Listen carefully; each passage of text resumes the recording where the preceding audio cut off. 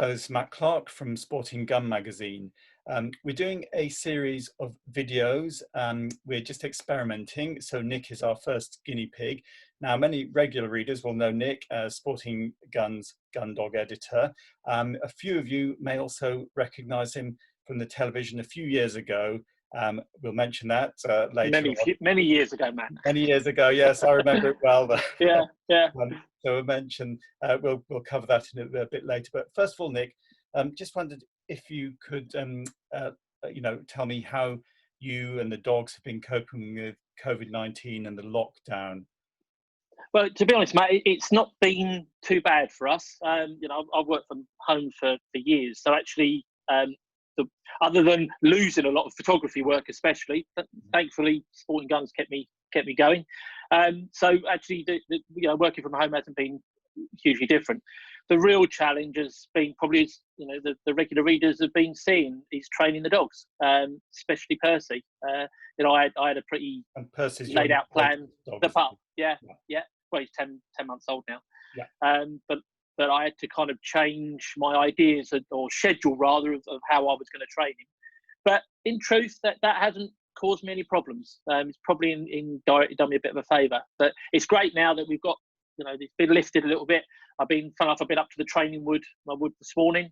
Been giving him. We've been working on his hunting skills and my running skills. I've just bought a new pair of training shoes so I can get out after him. But no, it's been a difficult time for everybody. But I've tried to stay positive through this. It's it's a short period of time in a lifetime, isn't it? So you just got to keep going with it. Yes, exactly. I mean, do you think this will have an adverse effect on the shooting season, the upcoming shooting season, or are you optimistic? Well, if you don't mind, I'd say there's two angles to that, really. I'm optimistic about the shooting season. As you know, we have, and I'm sure we might allude to it a little bit later on, we've got our little rough shooting syndicate, the Circular Trust, the COT. We've got two of our places that we regularly go to there. They're going ahead, so we've got some days booked for them, which is great news. One of my regular shoots that I go beating on is going ahead, Nettlebed. The other one isn't. And then just up the road from me, Claydon, where we used to do a few walked up days a few years ago, new keeper's taken over that, and he's doing a lot of days. In fact, I've just seen today that he's actually putting up some September partridge days. So that's the shooting side. So I'm fairly optimistic about it. I think shoots might have to think about, especially, my love is beating. So when we're all crowded in on a beater's wagon, that may not be so good. But people are just going to have to think of other ways of doing things.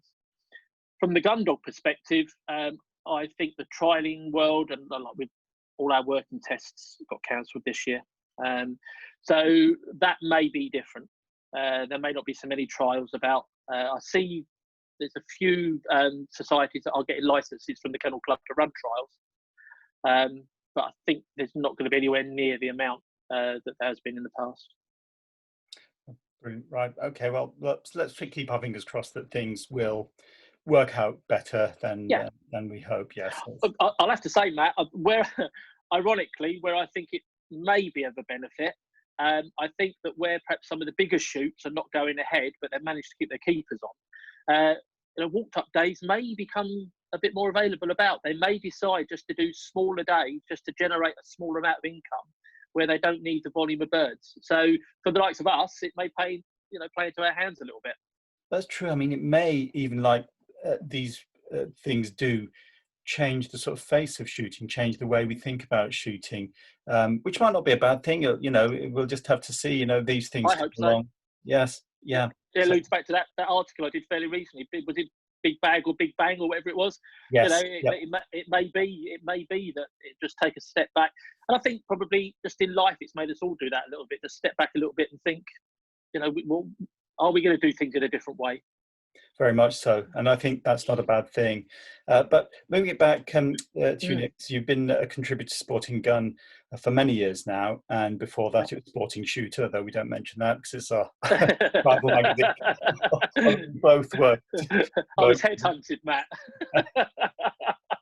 But I mean, how did you get into shooting and working dogs? Because you don't really have a background in that. You come from London, is that right? No, yeah, I was born on the council estate in London, actually affectionately known as Alcatraz because it looked like a prison blocks. They were concrete blocks. But I suppose my kind of love of the countryside came from two angles. My dad did a lot of fishing, so as kids we went fishing a lot. And my mum's family came from what was then quite rural Kent. So during my school holidays and stuff, I'd go down and stay with Nan and Grandad. My uncle actually had a little cottage. It was literally in the middle of a load of apple orchards. And I always remember he had a German Shepherd called Lassie. And I used to take Lassie out in the apple orchards chasing rabbits. And I would have probably been, I don't know what, 9 or 10. Never caught anything. But my granddad used to show me kind of all the birds' nests and things. So although I had a fairly kind of urban upbringing in terms of where I lived, we were surrounded. Barnet Horse Fair, we were just down the road from Barnet Horse Fair. I think it's the oldest horse fair in the country with the Royal Charter. And so, yeah, we had rural stuff around us, but it really came from visiting family down in Kent, and then obviously going fishing and, you know, watching stuff that was going on then.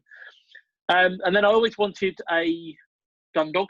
That was always kind of we had pet dogs. And I got my first spaniel, Meg, which was a Springer Spaniel, probably about 30 odd years ago now. Did everything wrong, got her out the exchange and mart, went to see somebody at Heathrow Airport, just outside of Heathrow Airport. She was in a plastic bucket. Can I see the mum? No, she's not very well. Can I see dad? No, he's not very well. All right, we'll take the puppy. When I look back, yes. when I look back, it was all the boxes you should tick when you're choosing a puppy. Mine were crosses by every single one. But she went till she was 13. I cut my teeth on Mick Douglas was quite a well-known trainer then. He did some very first gun dog training videos. I remember watching him, and I went to a police dog handler who did a bit of gun dog training. So I kind of cut my teeth on that a long time ago, really. So you started with sort of Springers, I mean, but you also had lurchers as well. So, you know, I like lurchers. I've got yeah. This. Yeah. Well, funnily enough, I started beating on the Brocket estate in Hertfordshire, and then for many years, probably about 15 years, I went beating on Vinnie Jones's dad, Peter Jones's estate in London Coney. And there was a chap there, I always remember, called Taxi John, he was, this chap. And he had lurchers, and I used to go out with him. And we used to do a lot of ferreting and a lot of lamping. And it was just, God, I've got to have one of them. That is just great fun. And I have to say, at that time, you know, I just loved my ferreting. We had up to 15 ferrets at one point. And to go ferreting with a lurcher was just the best thing ever for me. So we had 2 in the end. I got too old to be leaning down, digging ferrets out. Obviously, work when legislation changed, where you're supposed to be, and you think, is it really worth it all for catching a rabbit? So, but no,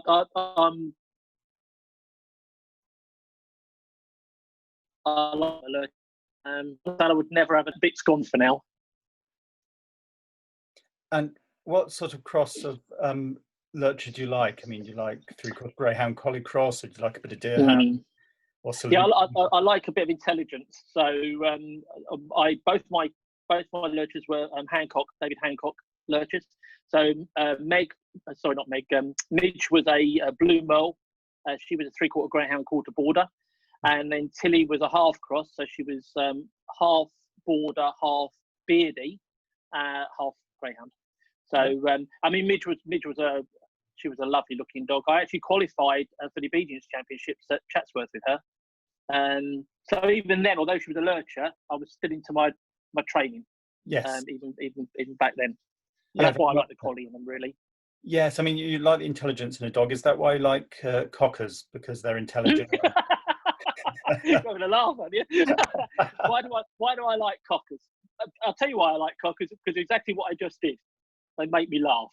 Right. Yeah. And they are just little characters. And when I can still remember the very first cocker spaniel I ever saw work, and I was photographing a shoot over at Woodall Spa, and this lady had a little black and white cocker, and every time it flushed something, it stood up like a meerkat on its back legs. and I was absolutely fascinated. And that was the first Cocker Spaniel I ever saw work, because we never had them on the shoots when we were beating. They were all springers. Yeah, I'm totally hooked. Yes, I was going to say, 'cause I believe that sort of cockers weren't they're very popular these days, but in the sort of 60s, 70s, they really weren't Yeah. popular. They were sort of No, they. I think from what I've read and what I understand, really when myxomatosis hit, because as you know, Cocker Spaniels were originally bred to hunt woodcock, hence the reason they're called Cocker Spaniels.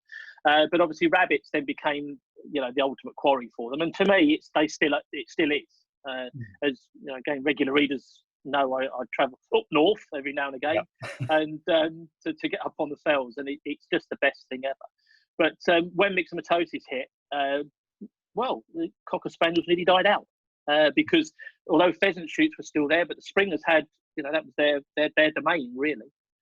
And it was through Keith Eredson, I think, was really credited with keeping the Cocker Spaniel going. And then there was little pockets. Sweep, our very first one, who people who would, sorry to say it, but the sporting shooter will remember Sweep from there. She was old lines, Nancaro lines, which was down in Devon. And Percy, the latest one, he's Welsh lines. So you had little pockets of cockers tucked away, and then those people, obviously, the popularity got more and more and more. And is that a good thing? Probably not in the big scheme of things. When anything becomes popular, it's not always for the ultimate benefit of it, is it? No, that's true. No, I mean, although in some ways, it's nice that they're carrying on and they are very popular. But yes, I mean, Well, what I was ways? just going to say, sorry, go on. I was going to say, what ways do you think it is a bad thing that maybe they're becoming a bit too popular?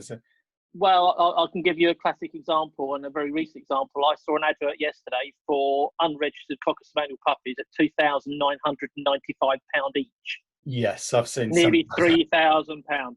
And Yeah. I spoke to a chap. He phoned me up about some lessons. I spoke to him 2 days ago, and although I've seen those, and like you said, you've seen those adverts as well. Yeah. And I actually, he's picking his puppy up on Saturday, and he's paid £2,100 for that puppy. And I said to him, I can't tell you exactly what I said to him, but I said to him, I've read about it, but you're the first person that I've ever actually spoken to that spent that money. And he said, the thing is, that's where the market is. And I think that's happened because the popularity, but also perhaps the fact that there's less puppies about because of the lockdown and everything. Yeah. So it's just driven that price. I don't think that price will stay there. I mean, for that's fully trained spaniel money. Mm-hmm.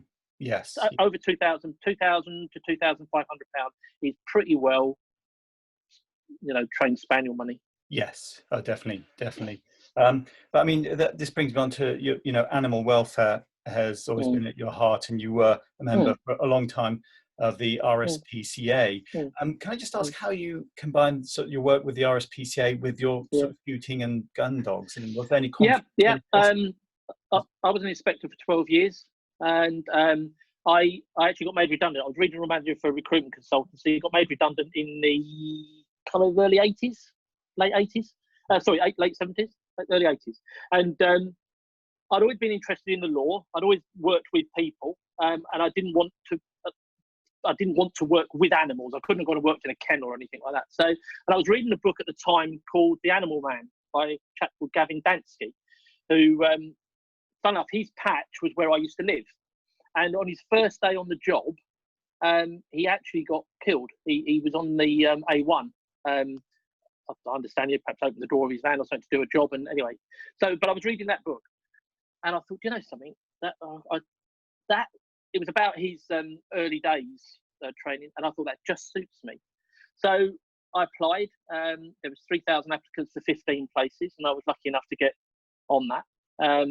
And I had 12 great years. I did 5 TV series. I went to Taiwan 3 times. I worked with an anti-poaching unit in South Korea for a bit, 2-3 weeks.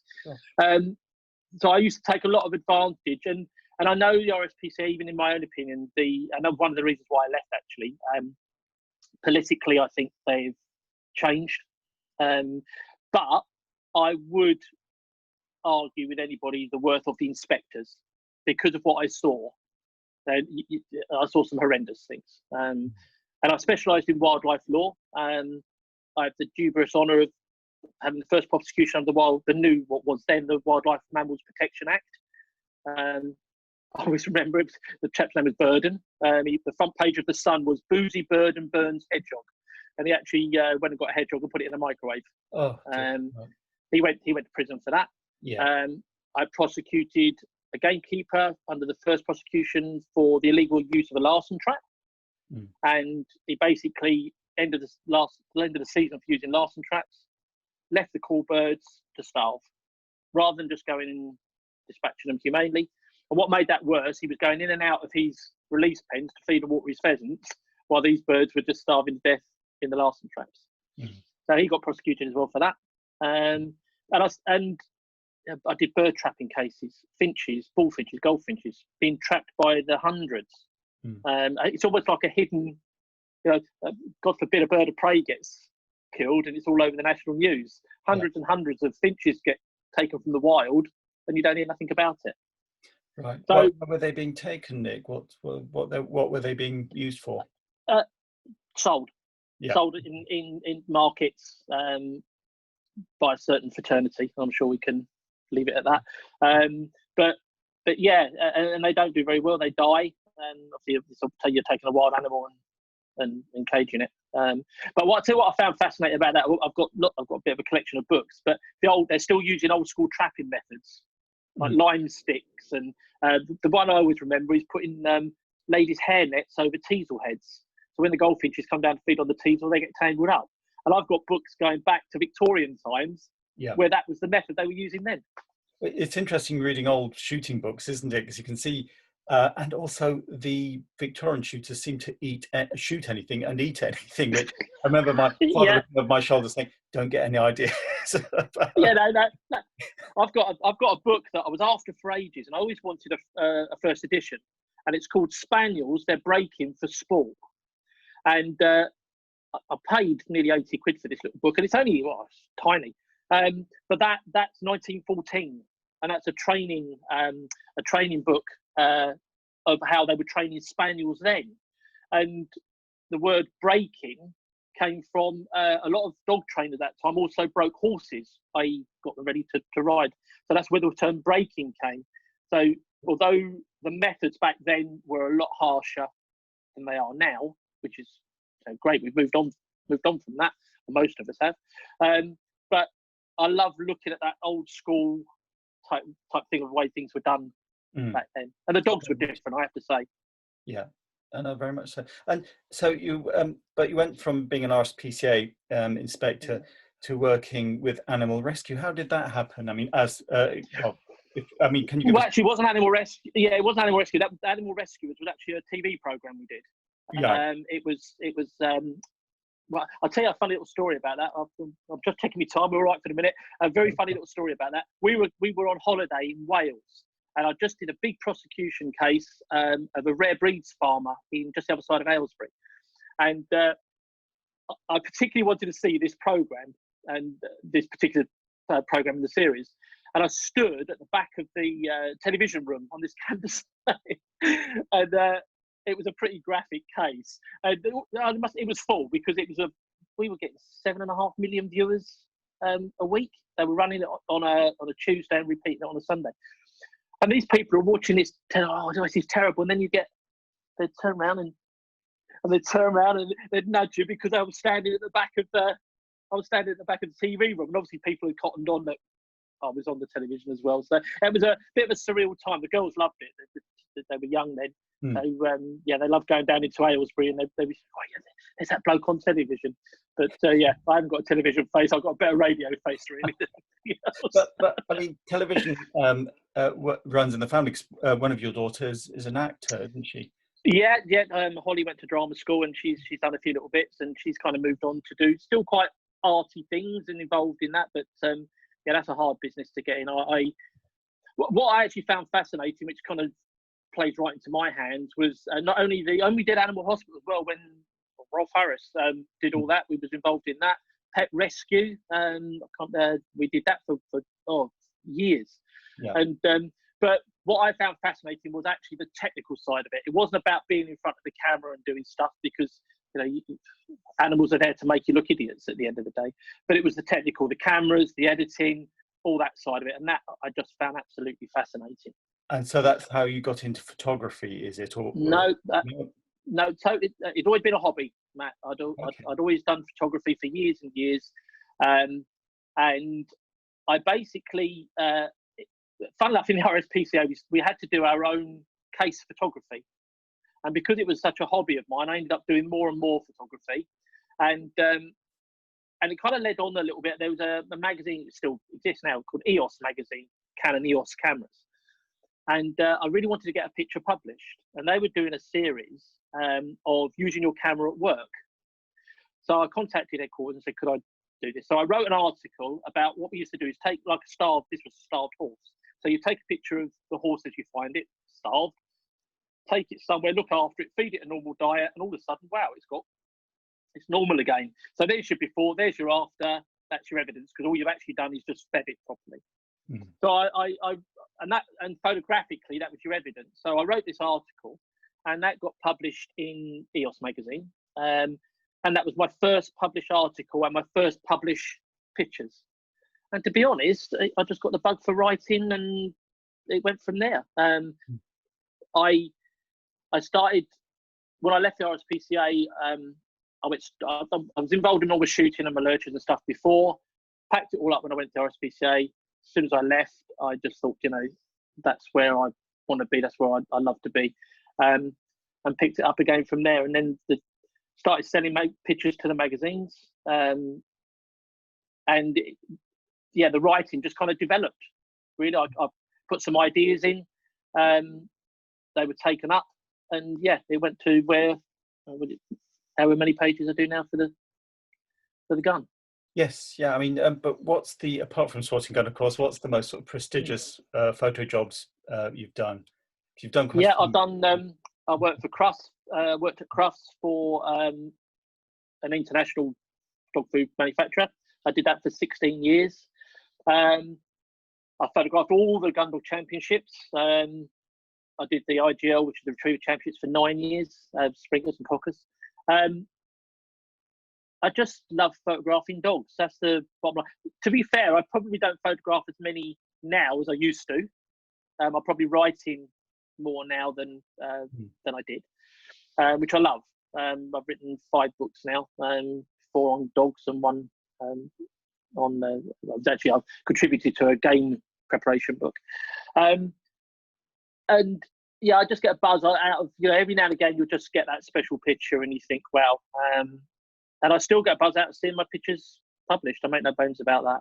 And I'll tell you the other thing as well with pictures.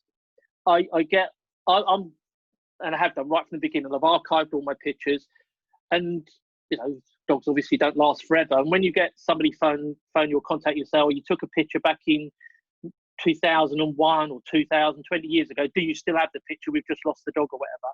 And I can find it, and then you can give them that memory back again. That's something quite special. Yes, I mean that's something I was going to ask about. It's when you lose a dog, how do you cope with it? I mean, do you get another one straight away to replace it? Because I know you lost Sweep. Sweep, last year, So how do you cope with it? What's your coping mechanism? We have we keep saying we want to get down to 2 dogs. We've got 4 at the moment. That's a good thing about Cocker Spaniels. You can always squeeze another one in. It's the hardest thing ever, isn't it? I mean, Sweet was 16 when she went, and she was she was the matriarch of the family, and she had a huge fan base. Like I can remember, we were at Highclere many years back, and this bloke coming, he had like a crooked nose and a bent ear. He's, "Are you Nick Ridley?" So I said, yeah. He's, "You got that dog with you?" I'm thinking he's going to nick something. He's sussing out whether he can get. So I said, "What dog?" He said, That's Sweet. That's Sweet. I read about her every month and I want to see her." And anyway, he was besotted by her. He come round the back and introduced her, and so she was a very special dog. I learnt a lot from her. We don't always get another dog straight away. ironically, Sweet was a little blue roan cocker. And it was very difficult to get Percy because as a puppy, Percy looked very similar to Sweet. And me and Mrs. R, we were camping when this pup came up, and we'd had a few gins and we were having a chat over it, and it was a really difficult decision. Best thing ever, I have to say. He's changed our lives, and like I said earlier, I've been very grateful for him during this shutdown period.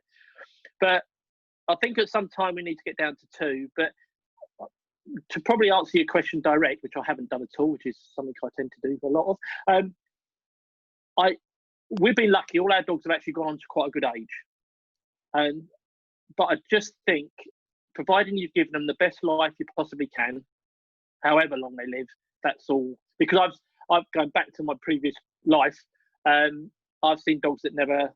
I've seen animals. But dogs in particular, I've seen dogs that never got that chance, and they had horrible lives. Some didn't make it. Some, fortunately, got rescued and rehomed and ended up having nice life. But no, I think that's what you've got to do. Just give them the best you can while you can. They never ask for anything back, do they? No. And they're such good company, and I say they do become part of the family, so it makes it all the more terrible when they go. But you're right, it's a natural process, isn't it? So yeah, as long as you can look after them well, give them the best life you can, I think that's the best we can do. But I'll tell you the hard bit, Matt. Sorry, just the hard bit, and is when you get to a certain age, and then you start counting how many dogs you've got left. I'm 60 I'm 60 in February, and I'm thinking I'm going to be 70 by the time Percy's 10. Yeah. And Harry's 12, and he's still come out with us. Well, you remember I bought him out last year. Yeah. And I don't think he could do it this year, but he came out at 12. So am I going to manage to chase after a cocker spaniel at 70 years old? I really don't know. Let's hope so. I might get a Labrador then. Of course, you're doing a lot of training with Percy, but you also do gun dog training classes, don't you? And you specifically focus on gun dog training rather than any other sort of training. Why is that? Well, funny enough, we were just having this conversation the other night. I've lost count of how many times I've had to reinvent myself, really. But, my first job when I was 16 was working in a bank, believe it or not. So there I am working in a bank in my shirt and tie and everything, and here I am X amount of years later chasing after dogs. But I get a real buzz out of it. I've taught one way or another. Even the RSPCA, I was a teaching inspector, so the students used to come out and talk. I used to lecture to the police on wildlife law. I do my photography courses, both group and one-to-ones. And then I was being pushed for a few years now about doing gun dog training, and I thought, no, I don't want to do it. It's just I didn't feel comfortable about doing it. And I won't go into details, but I went somewhere where somebody was running a gun dog class, and I looked at that and I thought, something, this is just not right. They're anyway. So I started to word of mouth, and it's just grown. It's just absolutely grown, and that was the shame about the whole coronavirus thing, actually, because obviously that all had to stop. But I've started again now from 1st of June. Right. I've had lessons. Funny enough, I had a lesson this morning with a daughter of Ted, and that again gives me a buzz. I'd have 4 daughters of Ted come, different litters, and to see how they're doing, and you just makes you feel that you're putting something back positive into the breed. And also, they're not all going to be gun dog working in the gun dog field, but those dogs are having their natural abilities tapped into. Yes, very much so. No, I do believe in that you've got to work their instinct. And yes, I mean, it's like lurchers. Their instinct is to sight hounds is to chase things. Yeah, and you can't. Yeah. Well, you can change it, but I think it's a shame. It's a shame. I think as well, people. I love watching all working dogs, whether it's a collie herding sheep or a terrier going ratting, which I've been lucky enough to do on a number of occasions. When you start just to understand what they're doing, it's their natural instinct to do those things. Again, I get a real buzz. I get a real buzz out of that. Yes. And we're drawing to a close fairly soon, but you sort of started talking about walked up shooting and how that Mm. might become more popular and more available. You've got your circle of trust, which I go out with you, which is great. But how do you find these places to shoot, or how can someone watching this find these sort of walked up days that you managed to find? We To be honest, Matt, there's not an easy answer to answer that. We've been going now for about 7 years. I get numerous emails each year about people wanting to join. Well, we're not a syndicate. We're just a group of people that all get on very well. As you know, there's our little core of probably about 4 or 5 of us. We love shooting over our dogs. None of us take each other or ourselves seriously. And we just go and have a nice time. And it's been through asking. We've been lucky with some of the bigger estates don't mind doing these little boundary days. I have found you need to explain to the keepers or the shoot owners what you want. We want 20 birds. We bring our own food. We bring our own vehicles. We bring our own dogs. We bring our own banter. So we're self-contained. And when we started, it was really, really difficult. But as things have gone on, I think more estates and shoots are actually opening themselves up for that. We don't want to pay a huge amount of money. I mean, I'm seeing walked up days for like £275 a gun. That sounds terrible. That's too much for us. Yeah. I mean, what do we pay? £100 to £140? Yes, about thereabouts. Yeah. Do we often get our bag? No. But do we come home with a pocket full of empty cartridges? Yes. I do. Certainly. You've done so much. So well, I don't know. But I think it's a case of asking, and if you've got local shoots, have a word, explain.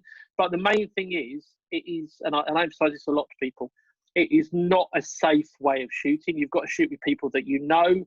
You've got to know your dogs are good enough that they're not going to run in and spoil the day. It happens, but generally,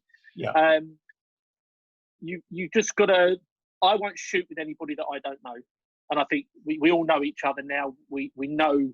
I say we're constantly saying, "Matt, are you there? Where are you? Where are you?" So we know where each other is. Yes. But there's no. Fun enough, I was only looking on, the biggest shooting availability website at the moment, and I couldn't see. Well, I could see walked up shooting, but they were what I would say were bigger walked up days. Okay. Some come, some go. We've lost quite a lot over the years because shoots have either packed up or people have, but then new ones come along. I think it's just a case of asking, really, and being lucky. Just being lucky. But I have to say, my best walked up days, I think, in terms of everything, is, and this is no disrespect to any of my fellow COT colleagues, is when I go up to Cumbria on the fells. I think you've got the scenery, the dogs seem to work differently. Yeah, it's a different thing. It's I think shooting with the backdrop of the Cumbrian Fells it's very, very, something you never forget. It's a stunning experience. Even taking photos in that environment is totally different. We just don't get those back. I have to say, despite me saying that, now I thought about it, shooting in woodland, I absolutely love. That snap shooting. Yeah. And those trees. Yeah. The trees constantly jumping out in front of you, and that's from bird shooting wise. Yeah. Definitely put me in a wood any day. Yeah. So you like sort of not having time to think about it and just going in there and that's why I'm. Yeah. Anybody that's seen those Beaters Day videos that I put up this year, where I was kind of seeing the birds come from 30 yards away, 40 yards, 50, 60, 70 yards away, forget it. I'm panicking by then. I'm thinking, I can see it. I'm looking at the ground. I'm looking at anywhere but looking at the birds. Yeah.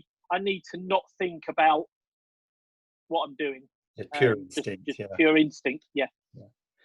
So but we'll have to leave it there, Nick. But just one more brief question. Would you be prepared for us to chat again online?